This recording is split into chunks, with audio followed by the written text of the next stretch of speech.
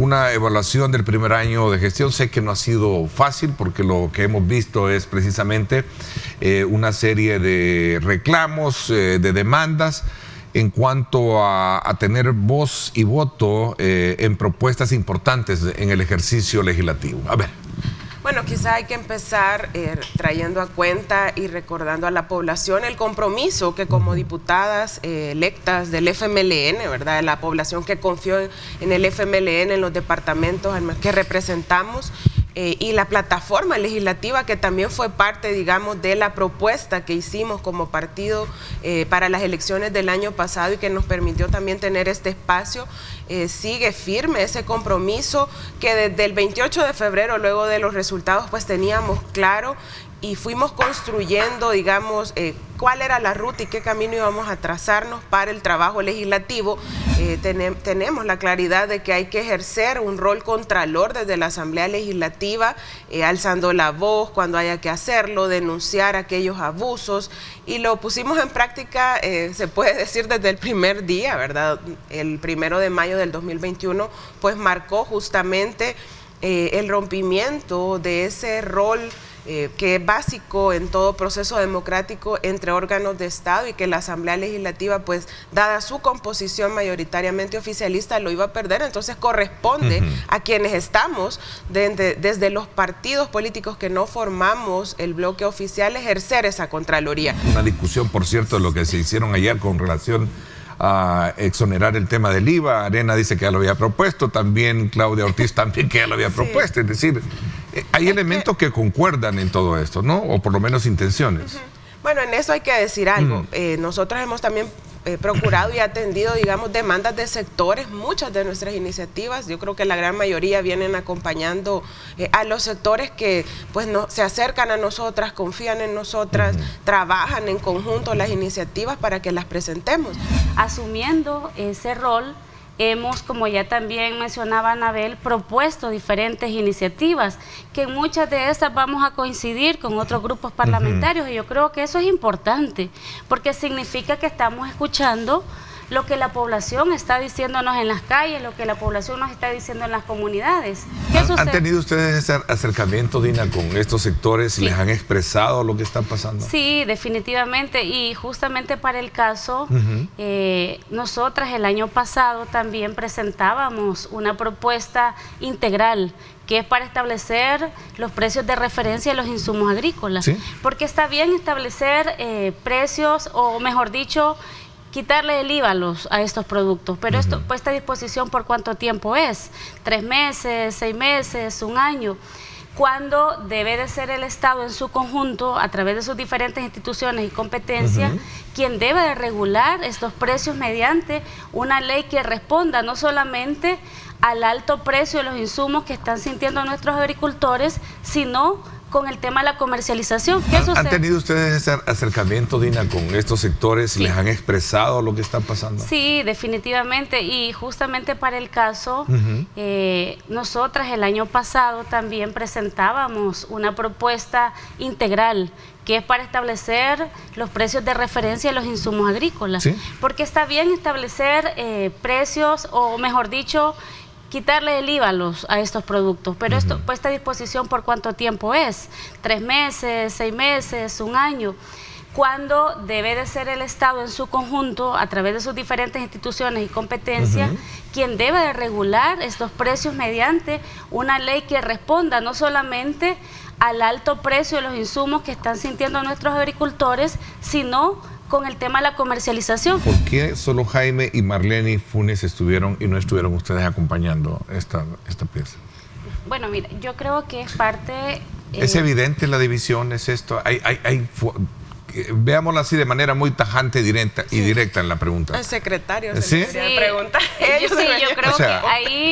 ¿Tienen dos rumbos diferentes? ¿Piensan diferentes entre ellos y ustedes? Incluso estuvo presente hasta el secretario general del FMLN. Creo que él podría tener quizás un mayor análisis sobre el tema. Obviamente no podemos nosotros negar que hay diferencias muy marcadas dentro de la fracción, y eso no es de ahora, justamente tiene a la base ya el inicio de esta legislatura.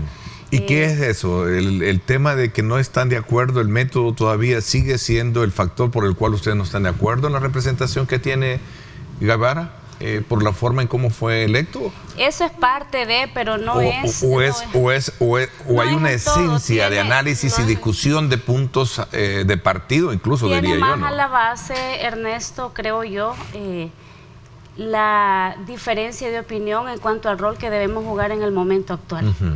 Justamente nosotras creemos, y para muestra lo que te decíamos hace un rato, o sea, nosotros somos de la idea que los diputados en la Asamblea Legislativa no solamente debemos de llegar a sentarnos, apretar un botón, a decir que no, a decir que sí. O sea, también debes de proponer, debes de discutir.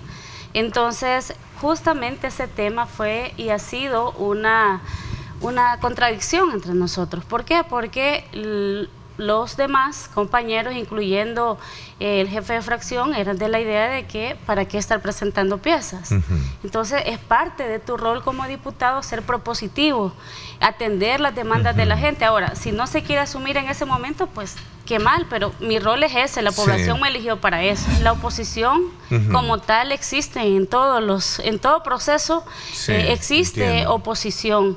Entonces, y eso no significa que ser oposición no sea una oposición propositiva, que argumente, que debata. Pero más allá de eso también, Ernesto, creo que tiene a la base estas diferencias, justamente es eso, la visión de cómo nosotras y nosotros creemos que el FMLN en la fracción parlamentaria debe afrontar este momento. Creo que siendo el FMLN sería incoherente de mi parte ser del FMLN y volverme sumisa. Es decir, la unidad no se construye de esa manera.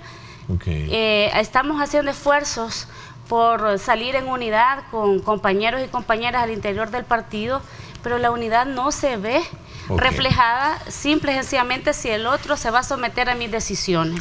Cualquiera podría preguntarse, bueno, entonces, ¿y el partido qué camino lleva? ¿Hacia dónde va a llegar así? Bueno, creo que uno de los retos y desafíos que enfrentamos justamente ahora es eso, porque también existe, digamos, diversidad de opinión o diferentes visiones en cuanto al momento histórico que se vive, a cómo enfrentarlo. Creo que aquí quien es y quien tiene la sabiduría siempre es la militancia. Al menos nosotros hemos procurado el ejercer nuestras funciones desde la coherencia de cómo nos definimos, que somos un partido de izquierda, un partido revolucionario, en representación, en primer lugar, de esa militancia que confía en nosotros desde los territorios, desde nuestros departamentos, que también es la primera que nos señala si en algún momento ve que no estamos actuando conforme a lo que se espera que el FMLN sea en este momento histórico. La unidad no es solo porque se proclama o solo porque queda por escrito en un papel que se construye, eso es algo permanente, teniendo en cuenta también la realidad pues del partido, y que no ha sido, digamos, nunca fácil tampoco, pero que hoy hay un contexto que exige.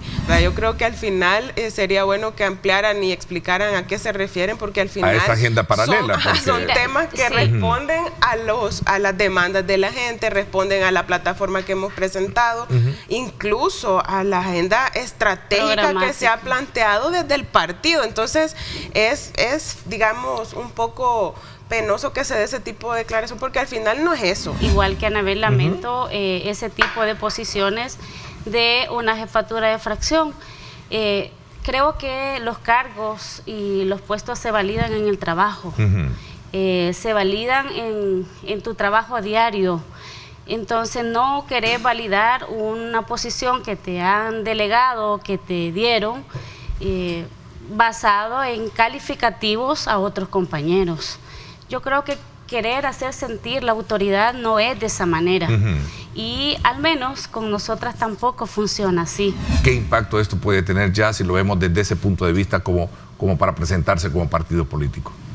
Bueno, yo creo que al final, lo decíamos hace un momento, la unidad no es algo automático, se debe construir, no es sobre la base de las imposiciones. Creo yo que algo de lo que se señaló mucho en otros momentos, incluso por quienes ahora también están dentro de espacios de conducción nacional para llegar en ese espacio fue en algunos momentos cuestionar o criticar lo que sucedía en otros momentos dentro del partido en términos de imposiciones. Creo yo que ahora podemos, así como el Frente lo ha hecho en otros momentos, en otras circunstancias también difíciles, incluso desde su mismo origen, poder encontrar eso. Lo que sí creo que es importante, que en el centro debe estar la claridad del contexto en el que estamos ahorita, el que atravesamos y contra quién nos enfrentamos. Tus invitadas apoyan, consideran las declaraciones de Medardo González en el contexto de la marcha del 1 que invitó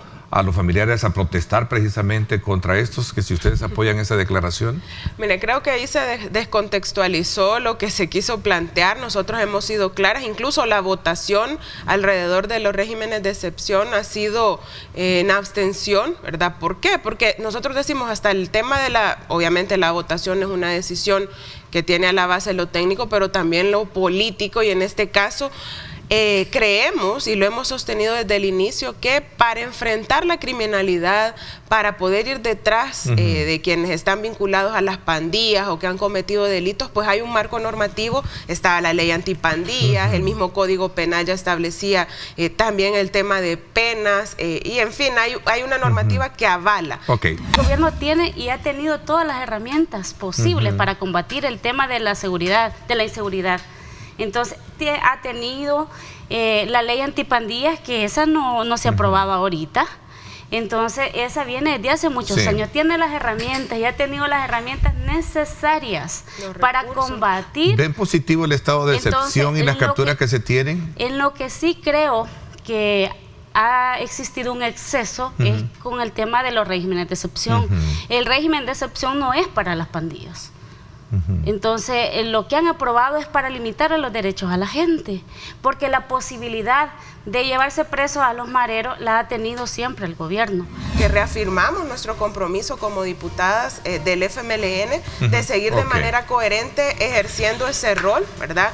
También rindiendo cuentas y transparentando el ejercicio de nuestras funciones, como es una práctica que ha sido, digamos, abanderada siempre por nuestro partido. ¿Quiénes, cuántos pueden llegar a tener ese derecho de ingreso a la universidad? ¿Sí? Bueno, sí. Recientemente, el día 9 de mayo, el lunes pasado, lanzamos la convocatoria ya para los bachilleres graduados de nuestra universidad, graduados de educación media, y para todos aquellos estudiantes que están en el último año de bachillerato que desean someterse al proceso de ingreso a la Universidad de El Salvador. La Universidad de El Salvador es la única universidad pública del país, y desde el 2020 tenemos la posibilidad de ser la única universidad en el país que también es gratuita en sus cuotas de escolaridad y de matrícula. Entonces, ¿quiénes pueden optar a ingresar a la universidad? Todos los estudiantes de último año de bachillerato, ya sea de instituciones públicas o privadas, y todos los bachilleres que ya son graduados, que en años anteriores intentaron ingresar o por alguna razón no han logrado un cupo en nuestra institución. Pero de 2020 a 2021, nosotros recibimos en el ingreso 2021 alrededor de 12.400 bachilleres ya que ganaron su cupo en la universidad. Esto es importante, estos datos, porque tienen que ver también con lo que ha pasado en la pandemia y la formación que los bachilleres están teniendo en los distintos colegios e institutos públicos del país. ¿Cuántos estudiantes aplican a nuestra universidad? Según los últimos 3 años, alrededor de entre 24.000 y 25.000 bachilleres aplican. La universidad tiene la capacidad de admitir poco menos de la mitad de los que aplican. El Estado de El Salvador, y no me refiero a un gobierno en específico, ha despreocupado la inversión de educación superior pública. Se ha despreocupado, se ha desatendido de esa inversión, de tal manera que hoy por hoy en este país, de cada 3 estudiantes universitarios, 2 están en una institución privada y solo 1 está en una institución pública. Y esto viene desde hace 40 años.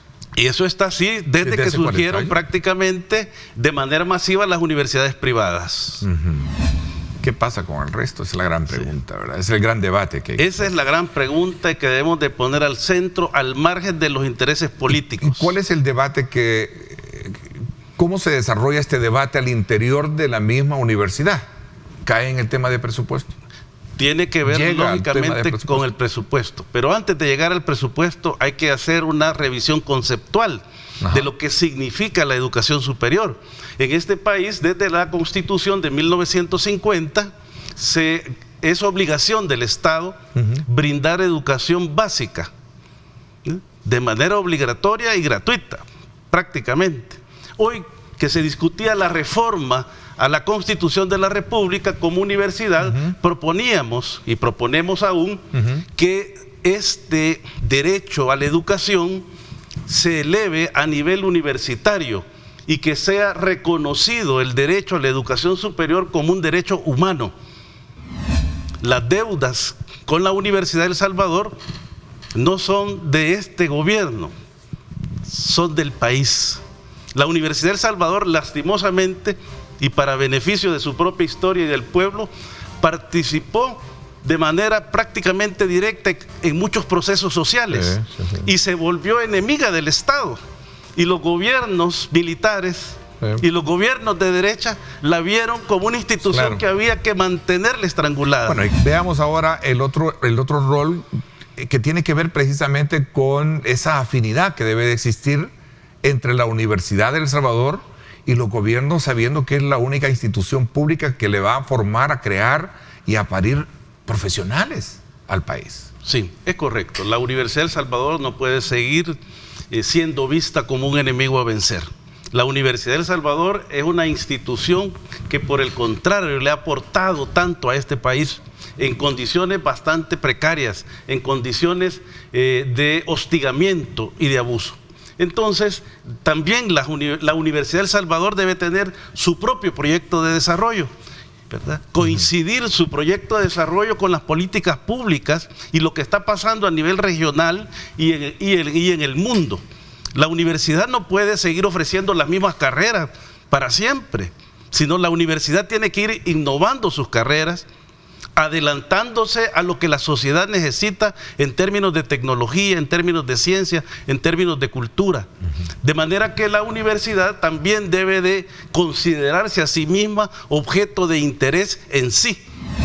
¿Verdad? En este país tenemos que vencer la burocracia y la universidad tiene que demostrar que es pública y es excelente, es pública y es de calidad. Entonces, en medio de la pandemia, en 2020, la Asamblea General Universitaria aprobó una reforma de nuestra reglamentación y hoy nuestros estudiantes, como proceso de grado, pueden hacer las tesis, pero también pueden hacer pasantías. Algo que coincidimos grandemente con esta administración, que es una aspiración histórica de nuestra universidad desde los años 60, desde el rector Fabio Castillo Figueroa, y es que la universidad debe de llegar a los departamentos en el interior del país. La universidad no puede seguir estando solo en San Salvador y en las condiciones que San Salvador hoy tiene de tráfico y de presión social. La universidad tiene que llegar a Chalatenango y acompañamos y agradecemos las gestiones de la ministra María Chichilco, quien de manera valiente nos ha acompañado para que las instalaciones del penal de Chalatenango, que estaban en propiedad del Ministerio de la Defensa Nacional, hoy pasen a ser propiedad de la Universidad de El Salvador y que allí construyamos una sede de la universidad. Una deuda histórica.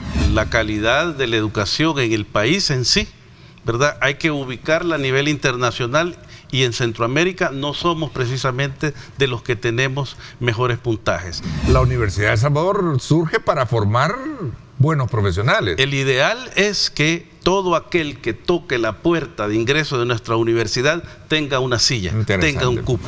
Nosotros como administración venimos implementando un modelo que garantice a nuestros estudiantes, hombres y mujeres, una estadía placentera y segura en la universidad y de calidad. ¿Qué piensa usted de las intenciones de cambiar el reglamento y la ley de la Universidad de El Salvador?